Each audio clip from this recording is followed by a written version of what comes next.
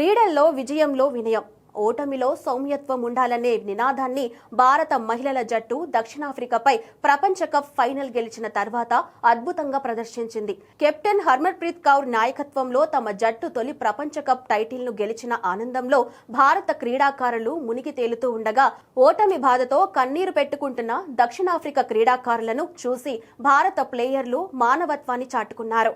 విజయోత్సవ సంబరాలను పక్కన పెట్టి భారత క్రీడాకారిణులు స్మృతి మందన, జెమిమా రోడ్రిగ్స్ సహా మరికొందరు కన్నీళ్లు ఆపుకోలేక ఏడుస్తున్న దక్షిణాఫ్రికా క్రీడాకారులను ఓదార్చారు.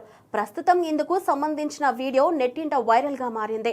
వైరల్ అవుతున్న వీడియోలో మంతన, జెమిమాలు దక్షిణాఫ్రికా ప్లేయర్స్ మారీజాన్ కాప్, లారా వోల్వర్ట్స్ ఇంకా ఇతర ఆటగాళ్లను ఓదార్స్తూ కనిపించారు. ఈ క్రీడా స్ఫూర్తికి క్రికెట్ రంగం నుండి మాత్రమే కాకుండా ప్రపంచం నలుమూలల నుంచి ప్రశంసలు అందుతున్నాయి.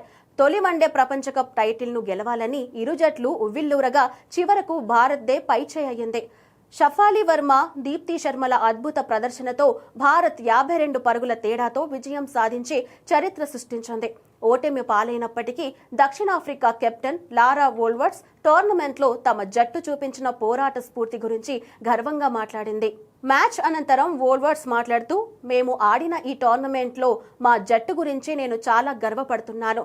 టోర్నమెంట్ అంతా అద్భుతంగా ఆడాం, కానీ ఈరోజు భారత్ చేతిలో ఓడిపోయాం. ఓడిపోయేందుకు బాధగా ఉన్నా దీని నుంచి ఖచ్చితంగా నేర్చుకుంటామని పేర్కొంది.